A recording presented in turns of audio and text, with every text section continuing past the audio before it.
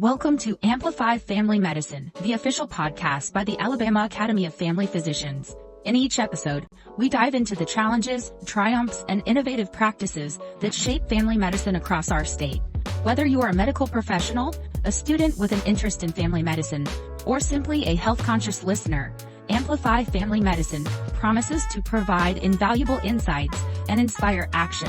Let's amplify the impact of family physicians in Alabama together.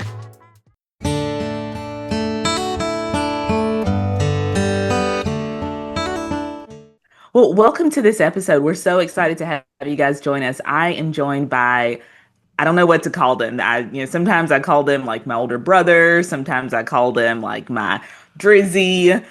Sometimes I call them, whatever they'll answer to. And they answer to pretty much anything, which is kind of scary sometimes. But I'm Brittney Anderson. I'm the current board chair of the Alabama Academy of Family Physicians. And I'm joined today by Dr. Lee Carter, Dr. Ray Stewart, and Dr. Drake Lavender. And it is wonderful, guys, to have y'all here with me. We'll answer some questions. I've got some questions that students have sent to us. We'll go through those, a couple that we threw in that may throw you guys off a little bit, but I'm here to have a good time. Y'all ready to have just a little bit of a chat this evening?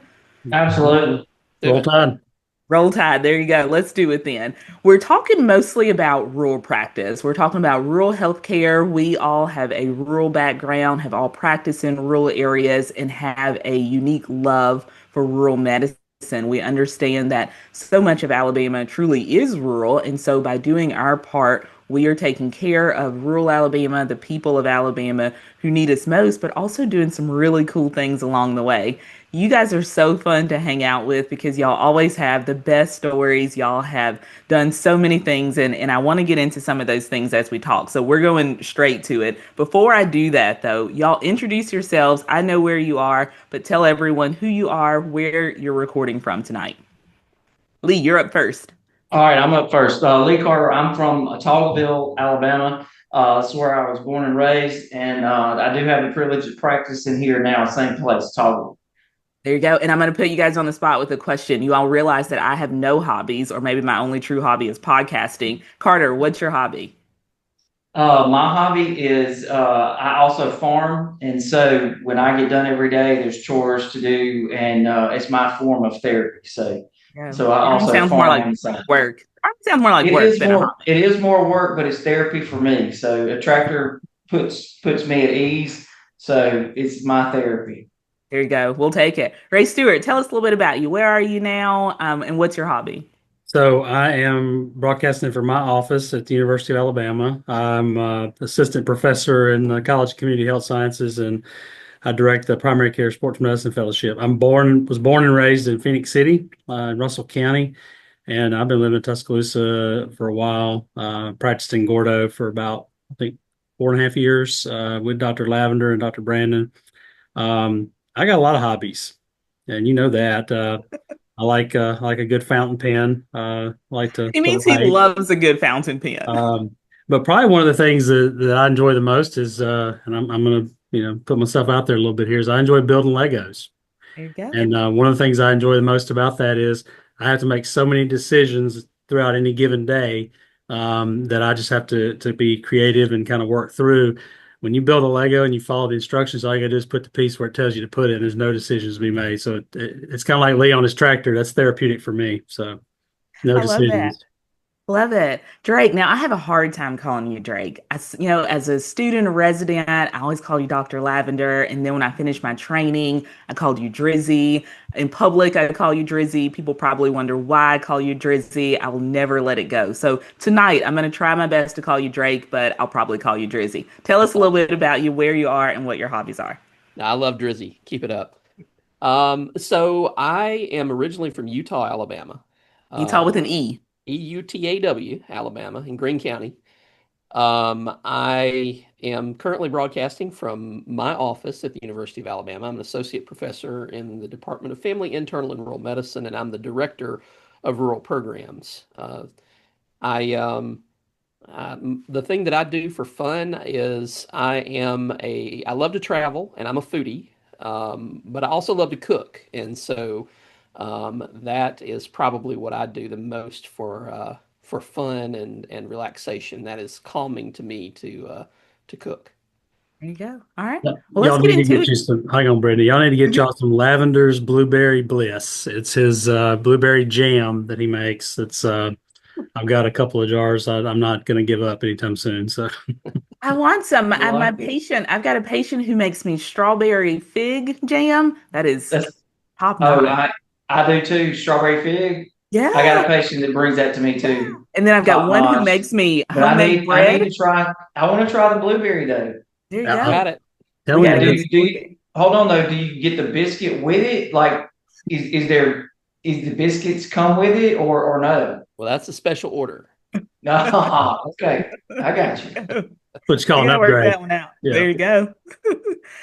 All right, guys, I've got some questions here in front of me that I'm going to ask you guys. I've got some names flagged beside them that I may single out someone to answer, but if you feel like you've got a better answer or a funnier answer than someone else gives, feel free to throw your hand up and say, "Hey, Anderson, I've got one for that too." So the first is for all of you. I would like for you to tell me a small town perk. So all of us, whether we are now currently or have in the past, practice medicine in rural Alabama. Tell me a small town perk about rural practice that people in outside communities just may not understand. I just gave you mine. My patients, and Lee may have given his too, but I'm sure he's got a lot more.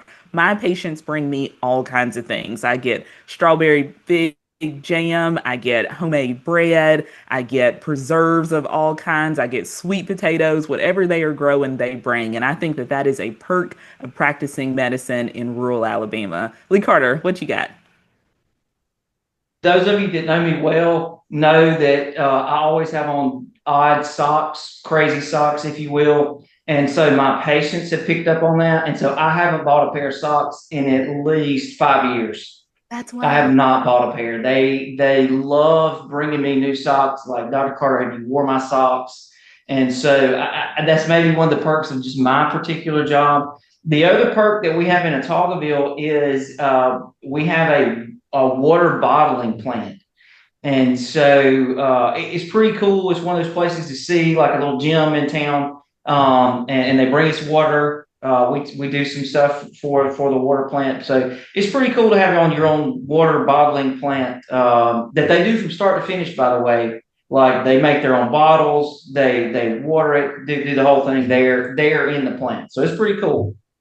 And it's really good water. I've got a bottle that's literally right there. It's just out of arm's reach, so I can't pull it up. They But have it at Walmart and Winn-Dixie there you in your go. town. In Yeah. Alabama, they do.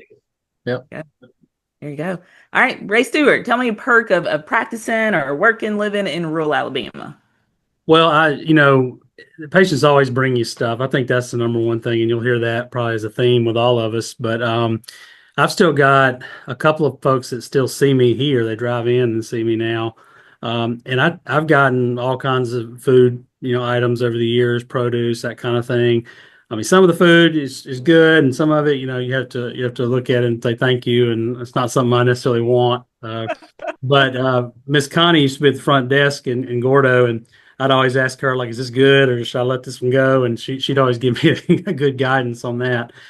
But one of the things that I love the most is when people bring me art they do. There's a lot of talent in rural Alabama in terms of arts, both like woodworking, and then there's print press and painting and things. And I get a lot of that kind of stuff, and I love that because it really adds to kind of the stories that you can tell in your office. And one of my favorite things I got, or two of my favorite things I got, was a woodworking piece, a mosaic of an elephant with an Alabama logo on it that a patient did for me, and it's hanging right up here above me right now in the office. And then the other thing I got that's at my house is a print of an old time Alabama saying, and it was at the time, I'll be honest, I didn't know what it meant when she brought it to me, but the saying was, light a shuck, it's coming up a cloud.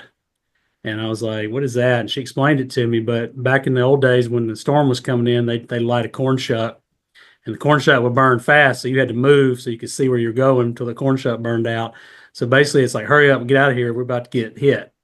And I like it because I look at it every day, and I'm like, sometimes you get in those situations, you got to light a shuck and get out of town, and get past something hard. And it's kind of been of a life lesson to me. So I've really enjoyed having that piece to talk about. And it's a real conversation starter too. So there you go. I've never heard that. Lee Carter, have you ever heard that out in the country? Never heard that one. Never heard that one. There you go. That's a first, man. I got one on you. I don't know There how. You got one on me that time. I've never heard that. I'm going to mark that. I'm going to mark Yep, that. mark that one up.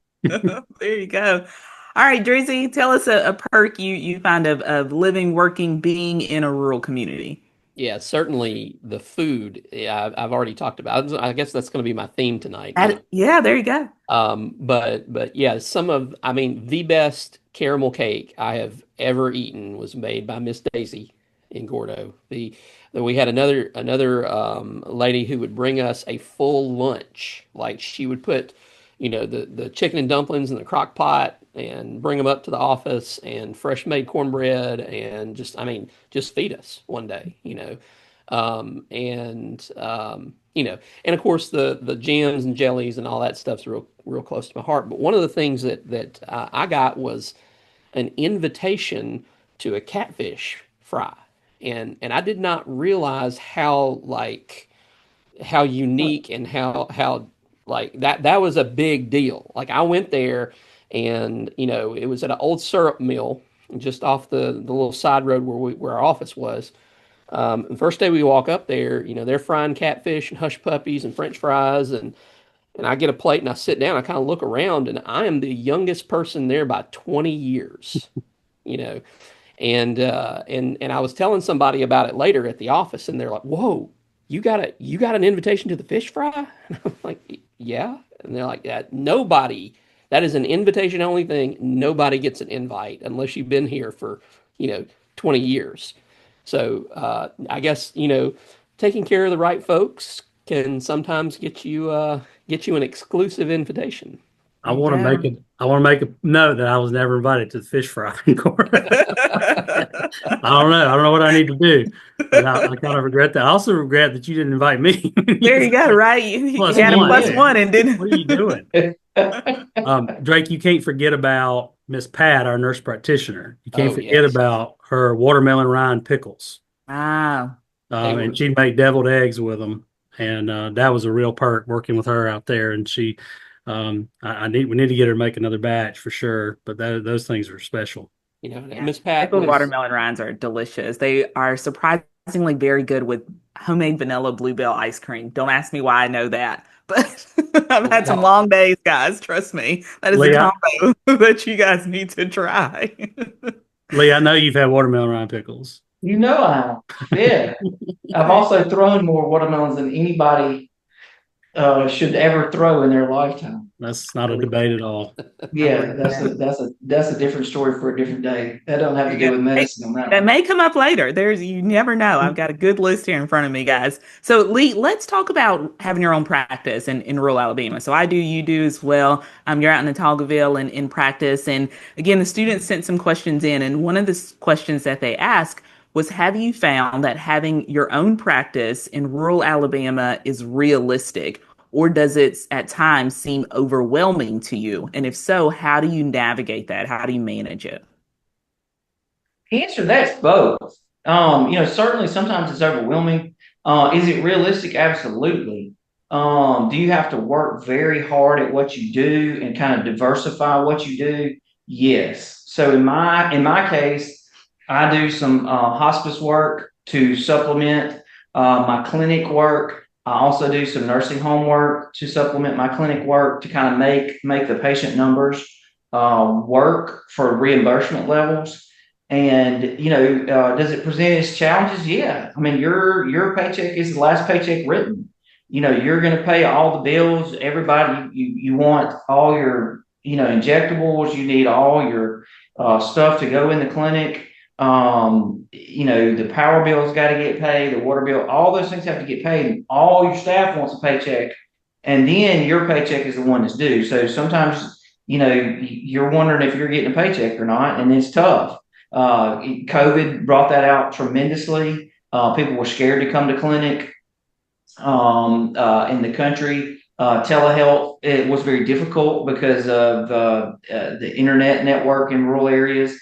Even my internet from home, I tested positive for COVID way early in July of 2020. I had to work from home for 2 weeks, and I actually got people to come to the office and we could FaceTime over iPads, and it worked that way. But when we try to do it from people's homes, it just wouldn't work, and not even from my home, barely it worked. So but does it have its rewards too? Absolutely.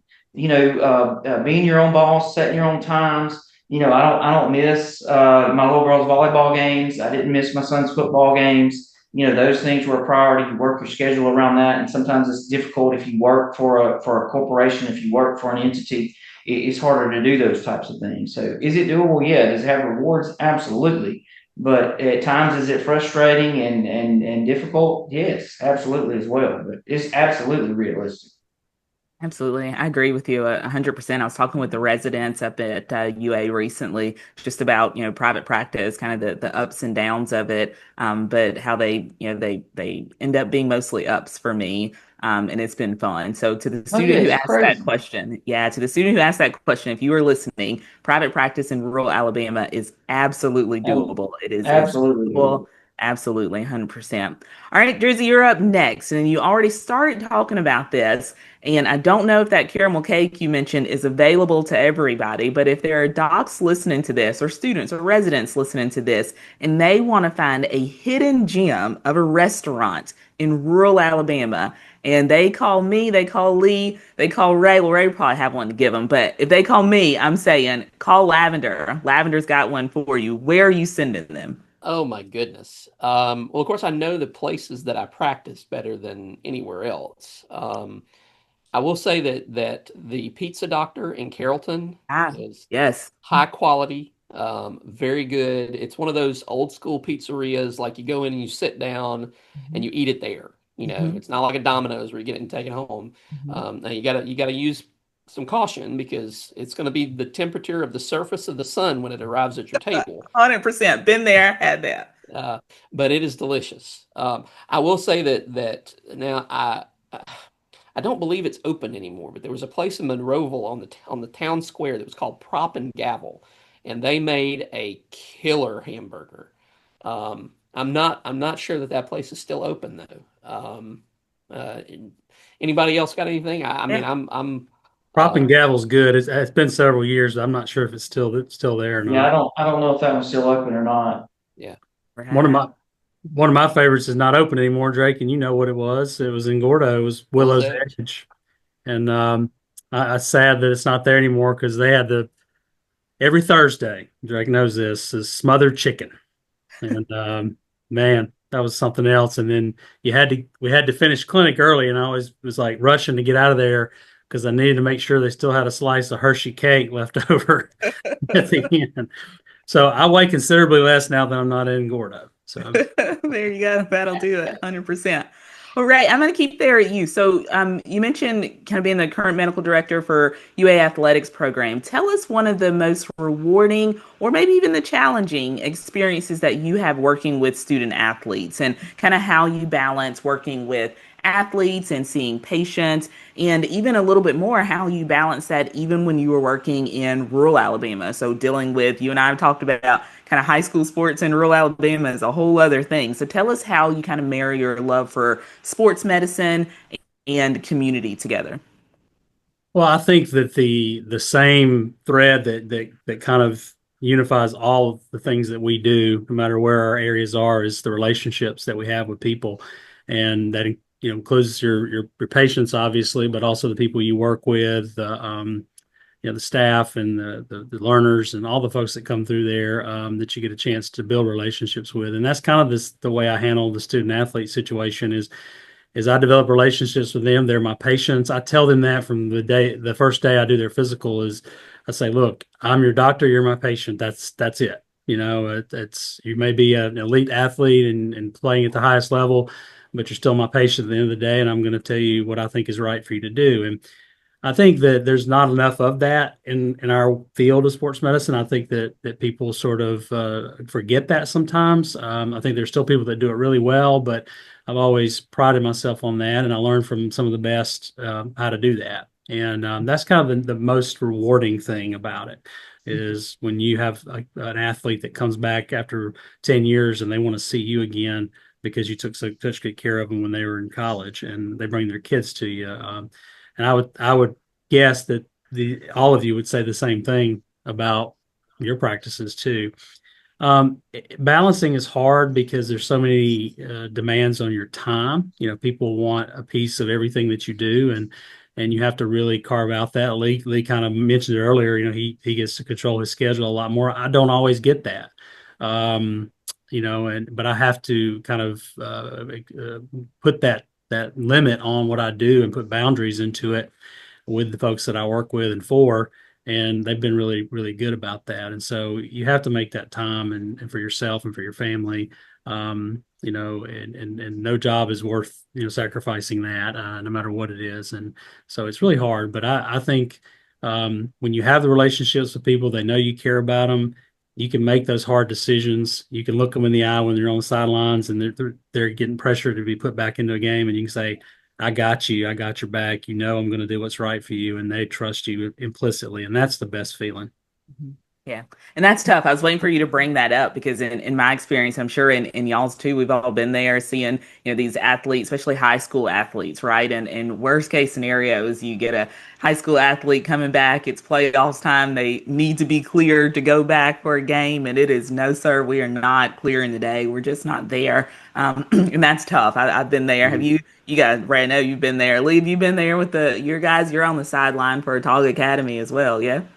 Yeah, I had a patient that high-profile athlete from a little bitty school that I take care of, signed with the University of Alabama, and I wouldn't let him play. He had a knee injury that was not ready yet. Everybody wanted to see him play, and everybody wanted this and that and the other, and I was like, "It's not ready yet. You're not playing." So yeah, we've all dealt with that. And I know Ray deals with that all the time, and Drake has dealt with it at Gordo. High school football is powerful. And Gordo, where Ray and Drake were, is a powerhouse in the state of like 2A football. So, I know they dealt with that too. And you do what's best for them, and they trust you. And that's exactly what Ray said. If they trust you, they're going to look at you and they know you're telling them the truth. Mm-hmm. You shoot them straight all the time. You don't sugarcoat anything. But there's no crying. There's no crying in football. Right, absolutely. Or baseball, right? Not the movie. But that's the beauty of family medicine in rural Alabama, right? Is that you develop this rapport and you develop relationships with families that even if it's tough for them to hear what you've got to say, well, you take care of them since they were younger. You take care of their mama and their grandma and their aunties and their cousins, and you're there at the football games, right? So they know that you have their true best interest in heart. And I think that certainly helps to kind of tamper down a little bit of the heat that comes with having to make those big decisions. And whether that's, on the football field, whether it's, is with people being able to turn to work or school or other things they may have going on, I think folks really do understand that the relationship that they have with us and how we care about them as people, not just as whatever that profile thing is, goes a really long way. So I agree with you guys. All right, let's lighten this up a little bit. We're going around the table. Whoever wants to go first can. Tell me the most surprising or funniest encounter you have had while working in rural medicine. Now, don't give me any patient identifying information or anything like that. We're not trying to get our little show shut down, but tell me a funny story. Lee, you got to go first. Y'all get ready. Drizzy Ray, get ready. Wait a second. If he goes first, we can't top him. So I got to give us a fighting chance here. All right, I got one, and I'll circle back. I got one that is not even a patient encounter. It won't even have any HIPAA whatever. I had llama in the office. A llama wearing a diaper, and I have photo evidence. That's right, because you sent me a picture, and I remember I told you I had a llama. Has a llama in his office wearing a diaper. You charge the copay? No, the patient. So the patient's significant other came in and wanted to talk about this, that, and the other, and she was like, had a llama on a leash wearing a diaper in the office. I mean, is that a service animal? Can you even ask? Like, what is? What do you do at that point? She already had it in the office. Hold on, stop for a second. So was the diaper just about a courtesy to your office, or because there was an issue? No, the diaper. It was an infant llama, so it was like a baby llama, like 6 or 8 weeks old. And so she had like modified the diaper, like cut a hole for the tail, the whole 9 yards. That's hilarious. You said it's an infant llama. I thought you were about to say it was an Yeah, incontinent llama. yeah, no, I don't think it was incontinent, but she had on a leash, and the patients love it. That's wild. So they wouldn't ask And you to see the llama. They were just bringing the llama by for you to. they were just Hey. This particular individual runs like a rescue type operation. So she's got the miniature horses and donkeys, and I think there's an ostrich involved. I'm not sure, but so exotic. There was some exotic animal involvement. And I tell you what, I'll tell you something else, and I'll give it up. I don't want to take it everybody, but I have allowed one of my nurses has a Boston Terrier, and she brings it to the office, and we do a lot of pediatrics, and I know y'all did too in Gordo. It has made such a difference in giving shots to like kindergartners. Having the puppy in the office where they can hold the puppy, and if they need some blood or if they need shots, I will tell you it's been a game changer in my office having that little Boston Terrier. Yeah, that's great. My Airedale Terrier came to clinic, and kids loved her. The older patients loved her. It was a whole thing. Literally, the whole town mourned when she died because they were all so good. As we all in clinic. Yeah, absolutely. That may be the world's only emotional support llama, though. I don't know if we. Yeah, I've never had the llama before, but I 100% had and I will text you the picture in a little bit so you can see it. Yeah, we're gonna need some proof, man. We need some proof. I'm fixing the group chat that right now while you go. Our group chat is wild, in case anyone is wondering what the group chat looks like. It's all over the place sometimes, guys. All right, Ray, Drake, y'all got a story for me? Yeah, I got one. All right, let's go hear last, or you want me to go last? What do you want to do? Go ahead. I think I got one. I think you're gonna win if I know what you're gonna say. I might have an idea. So I may or may not have signed up to be part of a post-apocalyptic militia. So I'm not real sure. I had an encounter with this guy, and it was normal visit, and I was getting ready to finish up and leave, and I was just doing my usual thing, like holler if you need anything, kind of deal. And he said, hang on. I gotta ask you something else here. And I was thinking, like all of us are thinking, like this is about to be oh, by the way, I need something really complicated that you got to do at the last minute when you're ready to move on. And I said, okay. And I turned around, and it totally wasn't that. So he goes, listen, I got this place. I can't tell you where it is. It's out in the country. It's out in the woods. Listen, when it all goes down, that's where I'm going to be. And I'm only inviting a select few people to this thing. And you're on the list? Now, hold on. He said, I got everything I need. I got everything I need. I got all the supplies, the food, what have you. I've been prepping for years. I got my own ammunition, got the whole thing, weapons. He said, I don't have medical. I need a doc, and I need medicine. That's where you come in. Yeah. He said, you're welcome to be on it. I'll give you 24 hours to think on it. And if you and your family want to come, I got you a spot. So he gives me his card, and I'm sitting there looking at it like, what is going on? And I'm like, what do you need me to bring? He's like, I need you to bring in antibiotics, your first aid kit, dude. All this stuff, like the usual. And I'm thinking, okay, well, I mean, it sounds like my sideline kit. All right, let me think. So anyway, I saw him a few times after that, and I told him, I said, yeah, man, if you need anything, just call me. So I may have signed up for it. I'm not sure. Are you serious? You totally signed up for it. If you didn't say no, he has your name engraved in a tree outside of it. You're 100%. You're 100% in. I still got the card, but it kind of depends on how things go. That may be better than the catfish fry. Yeah, maybe, but I didn't get.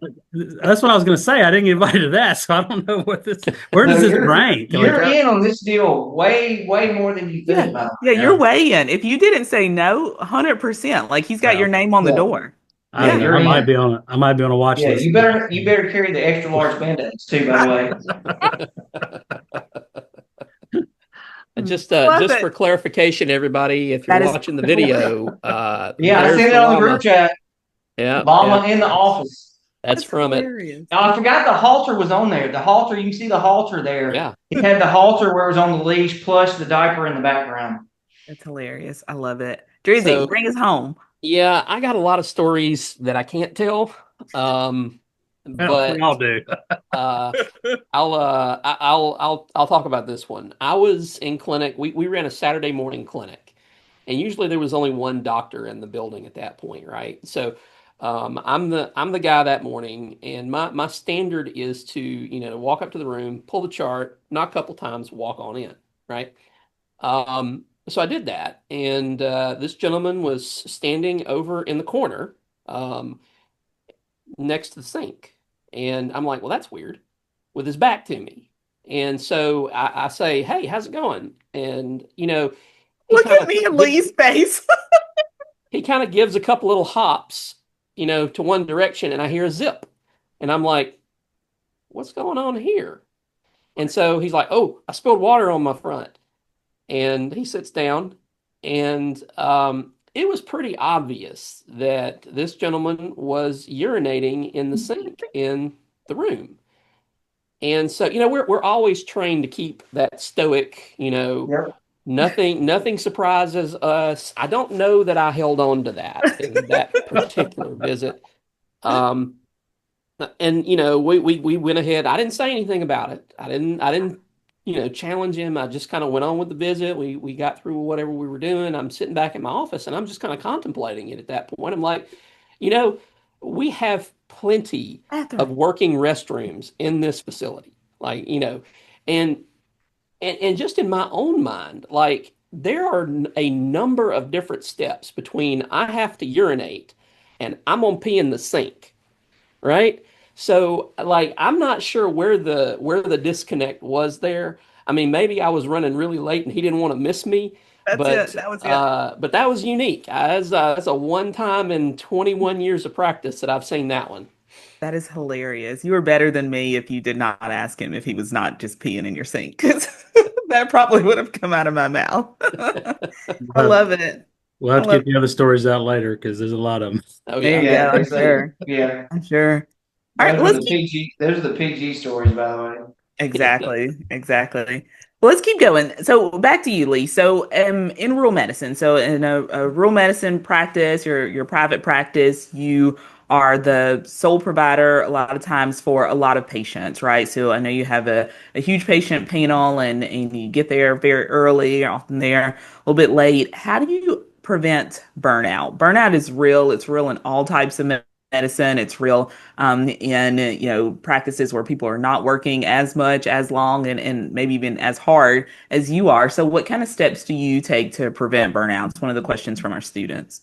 All right. So the student question is therapy, is what I said a while ago. Whether, like Ray said, it's building Legos. Drake is cooking. I come home every night and try to relax, and I do a lot of cooking with my wife. We cook together. It's something that we do every day. Something I look forward to. And so therapy is the answer to that question, no matter what it is to you. And so if it's like Ray says, where you don't have to think about anything, for me, I have some goats, and I have some cute little Highland cows that will eat apples and grapes out of your hand. And so it's going out there, it's giving them water, it's taking them an apple and cutting it up and letting them eat it out of my hand. It's getting in a tractor on a Friday afternoon with my brother and the hay baler, and I'm raking hay, and he's baling right behind me, and I know he's behind me. It's things like that. It's whatever your therapy is that brings you down a notch is what prevents burnout. It's doing something else. It's disconnecting from your text machine, because this is, in my mind, the worst thing ever. Social media is terrible. If you believe everything I read on social media, I'm the worst person I know. So disconnecting from that and connecting to something else that is completely mindless in my world like I said, driving my tractor is probably the best therapy I have for me. But the key is therapy, and I'll let the other guys answer, but it is completely whatever that therapy is that is different from whatever you're doing is what it is for me. Yeah, I agree 100%. Ray and Drake, other ways that you guys have found to kind of prevent burnout in medicine? Yeah, I think, I've heard Lee say that so many times, you can't put a price on therapy. You start thinking about, because I feel guilty when I do things. If I buy something or if I go somewhere or whatever, I always feel guilty. And I'm sure they have felt that at times. All of you probably have. And, or maybe it's just me. I don't know. But I feel like that you got to put yourself out there and do those things when you have a chance. And I ride a bike. I like that. But I like to just sit on the porch.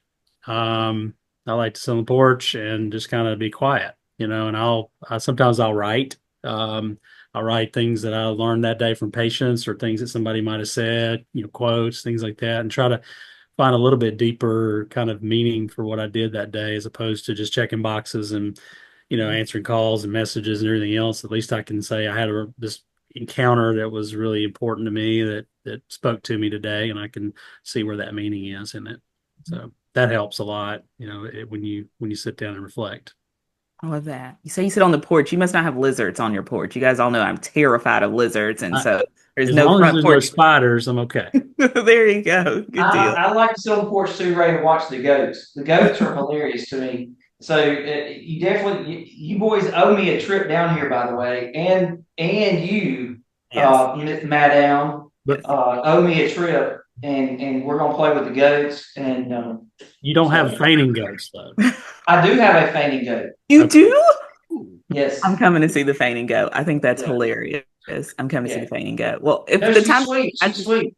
Really, that's hilarious. I mostly just want to make her fall out, so I'm coming to try. It happens. I do with the lawnmower. There you go. There you go. Well, when I sit on my porch, and there are times when it's cold and lizards are not out, and I sit out, I end up just like drawing all the kids in the neighborhood to my house. And I'm like, oh no, now everyone knows where I stay. And it's my house is the house when it comes to trick or treating. But if I sit on my porch, it's the house all the other times too. So I don't sit on the front porch as much as I'd like to, but that's a good one, Ray. And reflecting on the day, I think, is really important. Jersey, how do you prevent burnout? Yeah, I mean, I just kind of, I will say that the parts of my job that burn me out the most are not the patient-related parts. Like they're the EMR and the emails and the finance meetings and the, this, that, and the other. It's not really the interactions with the patients most often. That's kind of where I get re-energized a lot of times, is when I'm talking to my patients. But there is a time where you need to unplug, and it certainly is therapeutic. My wife is also medical, and so she kind of understands some of the issues that we face on a daily basis, and that's helpful. We have a pool that we like to swim in. We have a boat. We love to drive around on the lake, and there's some peace and zen in just riding around on the water. That's probably the best for me. Other than travel, I did mention I love to travel. So, if you can get on a cruise ship and turn your phone off for a week, that's pretty dang therapeutic. Yeah. I really do enjoy that as well. There you go. I love it. All right. So I want all of you to answer this question, and I'm looking at you guys the way you are on my screen. So Liam, I'll start with you as I have been with these. So sorry if I'm putting you on the spot to be the first one to have to answer all these. But again, out in rural practice, and everyone on this call has been or is now, but you're there in Otaugaville, and I of course know Otaugaville very well. My family is there. It's home for me. Will you talk to us about the unique challenges that you face with accessing medical resources and specialists that your patients may need? Because as I remember, there are no specialists in Otaugaville. Am I right? There's no specialist. You are the specialist. I certainly don't claim to be a specialist. I claim to be a kind of a jack of all trades and master of none. And so I do a little bit of everything. I do some wound care. I do a lot of psychiatry, child and adult psychiatry. And so you learn to do a lot of stuff on your own. And we do have some stuff in Montgomery. There's some docs in Prattville, or some specialists that come to Prattville. And so, I will say that one good thing that came from COVID is the specialists in around me will answer the phone. And so picking up the phone and actually calling somebody, which is unheard of, I know, has helped. If I need some help, I know some folks that I can call specialist wise that do help me. But do I end up doing a lot of things that maybe Drake and Ray don't do that they have in Tuscaloosa that I don't have yet? Let's just take today. All right, so I had an 88-year-old guy that I dressed a wound with peripheral vascular disease and diabetes. So I dressed his wound, and he's coming back in a week, and he comes every week, and I dress his wound. And that's not unusual. It's wound care every day. I saw preemie 1-month-olds from Children's called me and sent me these preemies, and I take care of them. And they're 1 month today, and they've gained weight, and it was great. And what else did I do today? I saw a whole new family of 6, and I did 4 sports physicals, and the mom had a connective tissue disease, and the dad was a type 1 diabetic. And that was all before lunch, and then I went to a Medicaid meeting in Montgomery.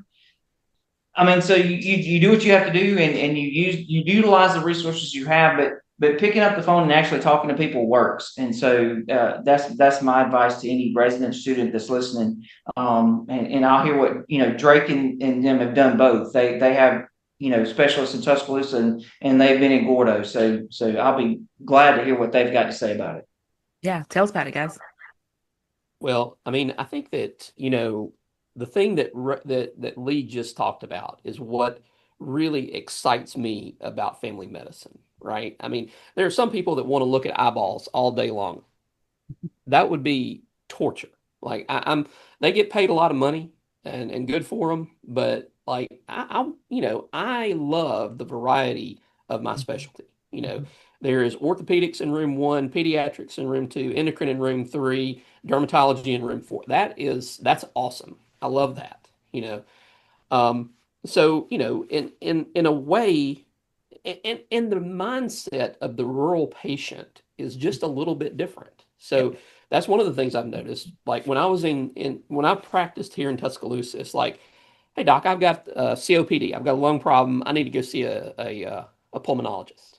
And in Gordo, I'd have somebody walk in with crushing substernal chest pain up into their left arm, and into their jaw. And I'm like, look, you need to go see the cardiologist. And they're like, can't you do it? No, I can't, So, there is kind of a different mindset. I did inpatient medicine, outpatient medicine. I worked the ER. I do endoscopy. I've done colonoscopies. You sort of, I've always said that a family doc is like a stem cell doctor. We can become whatever our communities need us to be, right? And so I think that part of it is when you're in a rural area, you kind of have to adjust to that, and you have to figure out what is really critical. What do I need to send? What do I have to send? And what can I take care of here? Like Dr. Carter just talked about, he's taking care of stuff that general surgery would probably be taking care of here in the wound clinic, right? But the different sort of expectations from patients and the abilities of a family medicine physician who is well trained to really take care of 98% of whatever walks in the door, it makes us specialists for rural areas. I mean, that is where we excel. Absolutely. I agree with that so much. Family medicine is a specialty. You're special docs for sure and can do so much. I think at least once a week I say, well, I've never done this before, but we're going to do it today. And my staff looks at me like I've lost my mind. But it's just what Lee said. I can pick up the phone, call somebody, walk through this with me. I'm out here. This patient says they are not coming to Tuscaloosa. They're not coming to Birmingham. What do I need to do? And our patients have that much trust in us. Now, there are times, we talked about that relationship earlier, where you say, all right, Miss So-and-so, I love you. I love you. If I could do this here, I would do it here, but I can't, we got to figure out a way to get on the road. And then we, work however we can to pull resources together to get those patients where they need to be. But I like that. What'd you say? Stem cell with this We're stem cell doctors. Stem cell doctors. I love it. I'm here for it. Ray, what you got? I mean, I think it's so well said by Lee and Drake and what you just said. I think for me, the key thing than just listening to you all talk is the mindset. You talk about the mindset of the patient, but I also think it's the mindset of the physician. You have to go in as a family doctor knowing that you're capable of doing a lot of things and don't sell yourself short, because that's what happens when we teach here in the residency. There's a quick tendency to say, I want to get this out the door because we have it just down the street. And I always say to them, yeah, but you can do that, and do my philosophy, and that I try to teach them, is you do everything that you possibly can do for someone. If you can do it, don't send it out. The only reason to send it out is if that's something they offer that you can't do. Like I can't do a cath, so I got to send the chest pain out for that. But anything I can do, I want to do it. And then when you do make a referral, your specialist will love you a whole lot more because you're taking the time to do your job and get them the things they need to see. So I think don't sell yourself short. It's a mindset that we need to have. Absolutely. Shout out to Dr. John Burnham, who taught us all and taught that in a way is also teaching the next generation, because through us we pass on that same message that you don't refer unless there's a procedure you can't do or a question you can't answer. That is why you refer to somewhere. Mm-hmm. Absolutely. Or an ambulance you can't commandeer, because I've done that before too. Lee Carter is literally, there's a Baptist church across the street from him, and every time I drive by, I think about him having a helicopter, a med helicopter, drop right in front of his clinic to pick a patient up. Only in a talk show, only Lee Carter is that happening. Have you driven an ambulance? Probably so. I have not driven an ambulance. Yes, he has. Here's what can't talk did. about it on the podcast. So I had an ambulance at the office dropping off or bringing me a patient that could not walk. And so I had a patient having an active MI that walked in, crushing substernal chest pain, get an EKG real quick.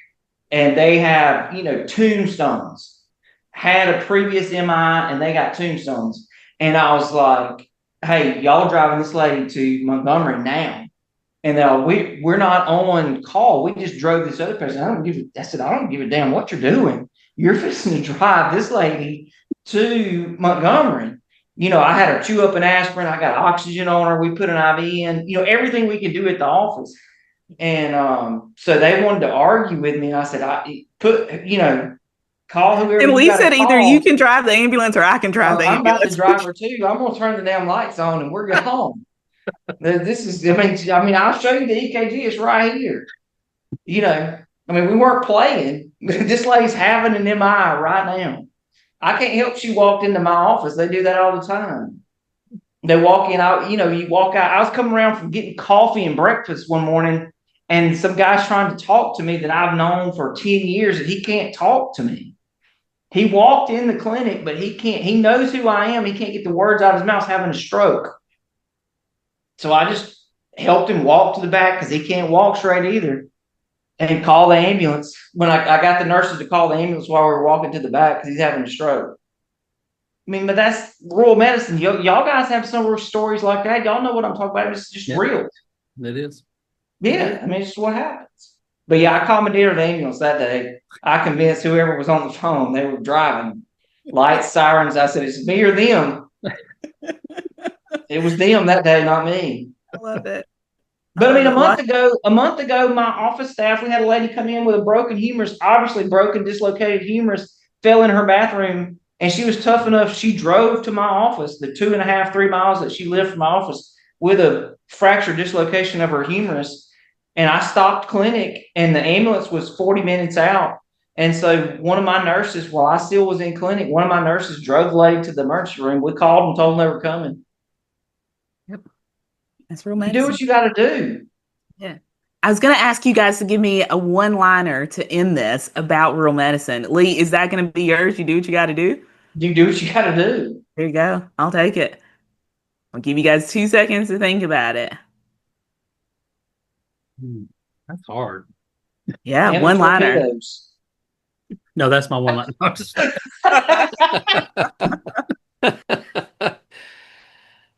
I'll let you off the hook a little bit. Either give me a one-liner or tell me what you wish listeners to this episode knew about rural healthcare. I mean, Priceless. It's priceless. it is. I mean, you're taking care of people that are friends and family that become friends, and you see them not just in the office, you see them at the grocery store, you see them at the ball field. I mean, you see them at church. You're a true part of the community and an integral part of the community. If you're looking to make a difference, rural medicine is the way to go. Absolutely. Right. Well, y'all have heard me say this over and over again to you and Lee, especially. I don't feel like I'm a real doctor. I feel like y'all are. And I call you. y'all are out All of there. you guys.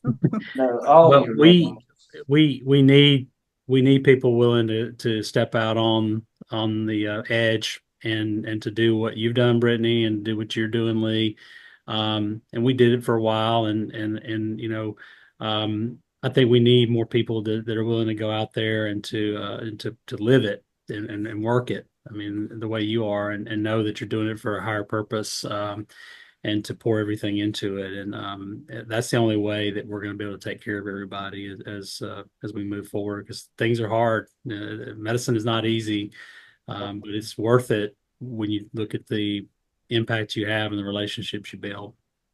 Absolutely. Absolutely. Well, my one-liner would be that there's never a dull day. There is never a dull day in rural medicine, and there's never even a dull day in family medicine, right? Because the beauty of family medicine, like we've said, is that there's so many things that we can do, that there's the possibility for every room to be something different. And so whether you are practicing rural medicine or not, practicing family medicine is a gift, and it is a gift that allows us to be able to not only have that gift for ourselves, but to be able to be a gift and to be a blessing to our patients, to our staff, and to all those who come along. And so for those who are listening to this, whether you are an attending, a resident, a medical student, or even if you're not in healthcare or medicine at all, if you somehow found us and are listening to us, we hope that you have enjoyed this. I've enjoyed you guys, Lee, Ray, Drake. It's been great having you guys here. We made a joke earlier that we kept this as PG as we could, and I am so proud of you guys. There were no F-bombs dropped. I am proud. No one has said what's in the cup that they're drinking out of. And so it has been fun times. I love you guys so much. As Ray sips out of his cup there, we'll say it's coffee. Hot tea is exactly what Mine it is is. unfortunately empty. There you go, which is a whole other story. So maybe there will not be a part two of this episode, but we hope you guys have enjoyed listening. And to you guys, thank you for being here with me, and thanks for everything you do. I lean on you guys so much in my own practice, and have since I was a pre-med student, med student, resident. And so I love you guys as though you were my older brothers, and it's been fun chatting with y'all today. Thanks, Brittney. Enjoy it. Thanks, Brittney. Yeah, thanks, y'all.